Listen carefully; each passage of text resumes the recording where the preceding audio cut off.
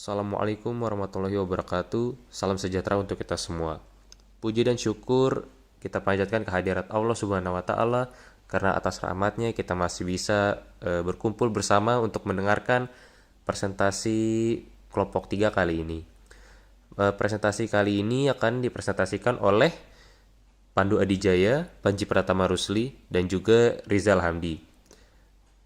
Untuk presentasi kali ini kami akan membahas tentang pengambilan keputusan individu. Untuk mempercepat waktu, akan langsung saja kita mulai. Baik, karena materi yang disampaikan pada kesempatan kali ini adalah proses pengambilan keputusan individu, saya akan menyampaikan dulu pertama adalah pengertian. Jadi, pengambilan keputusan individu itu adalah pengambilan keputusan yang di latar belakangnya atau hanya menggunakan pertimbangan diri sendiri atau pribadi. Nah, pengambilan keputusan ini sifatnya fundamental atau mendasar karena dia akan mempengaruhi kinerja perusahaan. Ada 4 peran dari manajer dalam proses pengambilan keputusan ini. Yang pertama adalah wirausaha, yang ini mencari ide dan peluang, penanganan gangguan atau mengatasi konflik dan memilih alternatif strategi. Kemudian yang ketiga, alokasi sumber daya, dalam hal ini menentukan prioritas penetapan sumber daya. Dan yang keempat, negosiasi atau melindungi kepentingan bisnis melalui interaksi tim. Selanjutnya, mengapa sih sebagian orang tidak dapat mengambil keputusan? Ada 2 alasan. Yang pertama adalah ketidaktegasan, yaitu tidak mampu memprioritaskan sesuatu berdasarkan tingkat kepentingannya. Nah, ini bisa dipengaruhi oleh kekurangan informasi. Yang kedua, karena karakteristik kepribadian. Jadi seseorang bisa saja emosinya kurang stabil atau punya kebiasaan yang dia kurang proaktif. Itu akan mempengaruhi proses pengambilan keputusan. Seperti apakah pemimpin yang baik itu dalam hal pengambilan keputusan? Yang saya rangkum ada 4 dari buku acuan. Yang pertama, selalu melihat masalah dari 2 sisi. Jadi tidak bisa hanya melihat masalah dari satu sisi saja. Kita tetap harus mencari celah di mana kemungkinan lain itu bisa terjadi. Yang kedua, memutuskan secara cepat. Jadi sebagai seorang manajer harus bisa membuat keputusan dalam waktu yang terbatas. Yang ketiga, berusaha untuk melakukan eksekusi secara efektif. Setelah membuat keputusan, eksekusi juga harus direncanakan dengan matang.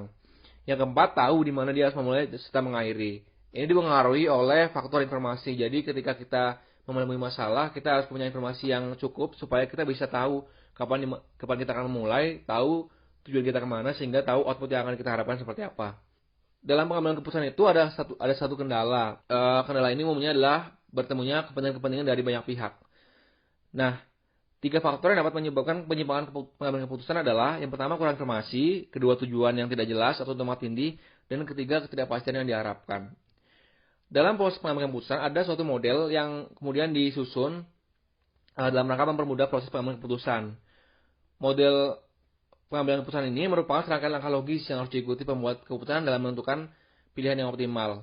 Nah, tahapannya apa aja? Ada 6. Yang pertama, identifikasi masalah atau peluang. Yang kedua, pencarian dan analisis informasi. Ketiga, merumuskan alternatif. Dan keempat, evaluasi alternatifnya. Kelima, membuat keputusan. Dan keenam, mengembangkan rencana tindakan.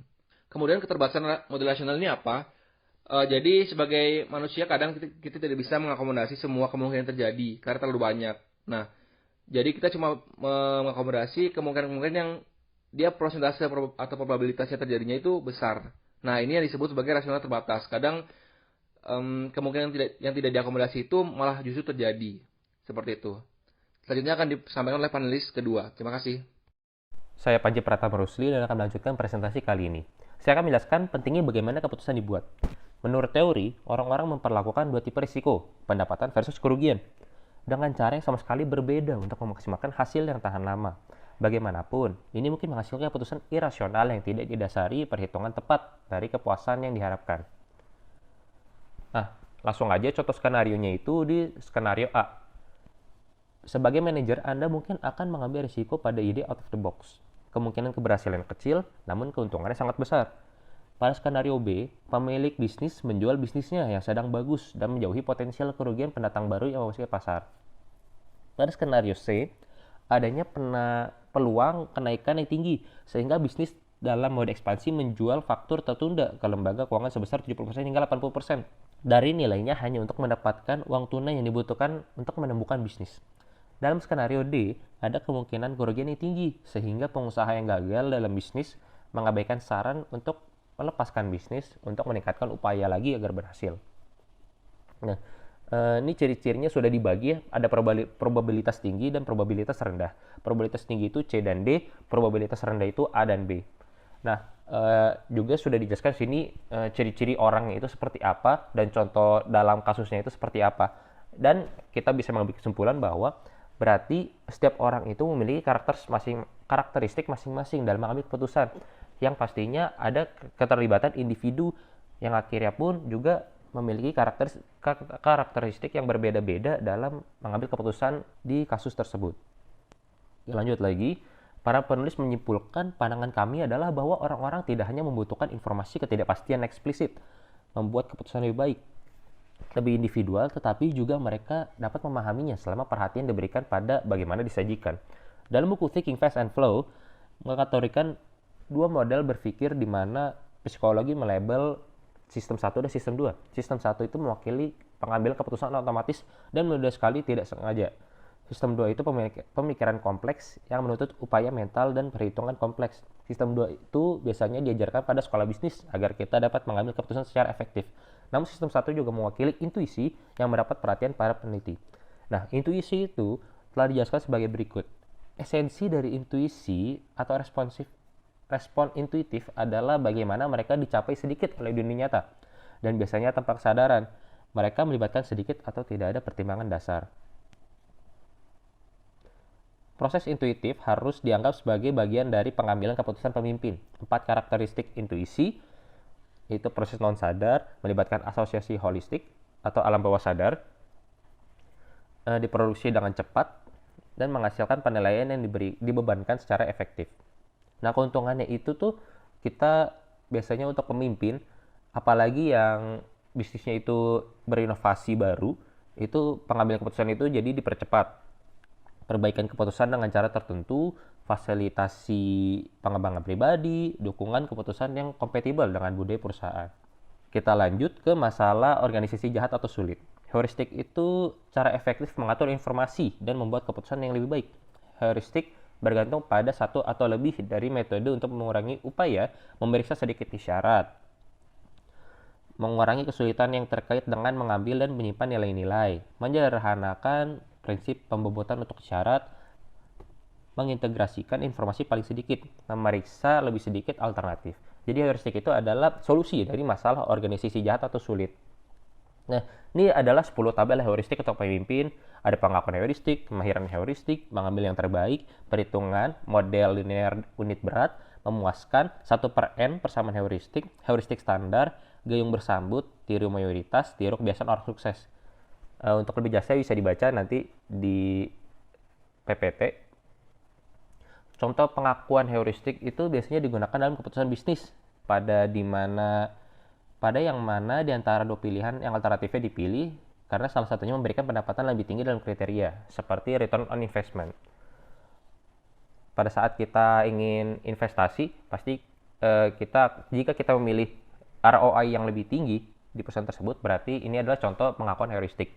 Heuristik sangat berguna karena mereka membantu dalam menyederhanakan masalah jahat atau sulit sehingga bisa diselesaikan. Namun tentu ada bahaya dalam kesederhanaan yang menuntun pada prasangka dan keputusan perangkap. Bismillahirrahmanirrahim. Perkenalkan, nama saya Rizal Hamis Sujana dari kelompok 3. Di sini akan menjelaskan materi bagian saya yang ada di PPT. Pertama adalah bias insight. Ini merupakan suatu penyimpangan pandangan dalam judgment. Bagaimana seorang individu merasa bahwa dia mengetahui masalah-masalah yang terjadi pada sebelumnya sehingga ia dapat memprediksikan apa yang akan terjadi. Padahal waktu tersebut tidak ada informasi yang memadai untuk membuat perkiraan di waktu itu. Ada 4 proses yang manusia yakini ini. Pertama adalah orang tersebut mengingat peristiwa lama dan merespon secara konsisten dan ingatannya. Lalu dia memfokuskan pada hasil dan menyelesaikan keyakinan mereka. Lalu ketiga, kepercayaan itu direkonstruksi berdasarkan pada apa penilaian akan sebelum hasil.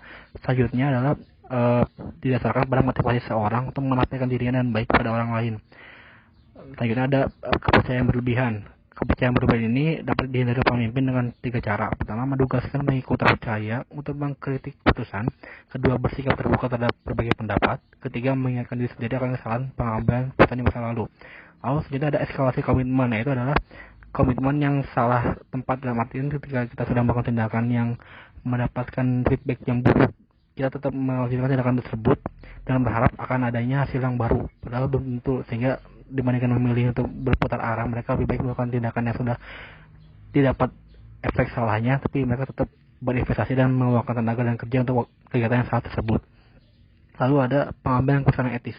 3 filosofi utama dalam yang mendasari keputusan etis adalah: pertama, utilitarianisme atau kebermanfaatan bagi banyak orang; kedua, hak individu melindungi individu; ketiga, keadilan menekan keadilan sosial; dan hak untuk mengejar kebahagiaan. Lalu ada pemikiran masalah kreatif. Ada 3 hal yang bisa dilakukan. Pertama, mengikuti aliran di mana seorang karyawan ini ketika dia diberi tantangan dan sendirinya akan menemukan solusi-solusi kreatif terhadap permasalahan yang dihadapi. Lalu yang kedua ada model kreativitas sebagai komponen yang diusulkan oleh tim Harvard dari Harvard. Lalu ada sifat kepemimpinan kreatif di mana kepemimpinan sini memberikan kebebasan kerja dan fleksibilitas dalam menyelesaikan masalah. Lalu bagaimana para pemimpin mendukung kreativitas ini? Nah, ini kita membahas implikasinya kepemimpinannya. Kepemimpinan berpada menekan pemecahan masalah kreatif. Intinya, suatu pemimpin memiliki peran penting dalam hal meningkatkan kualitas kreativitas dari karyawannya.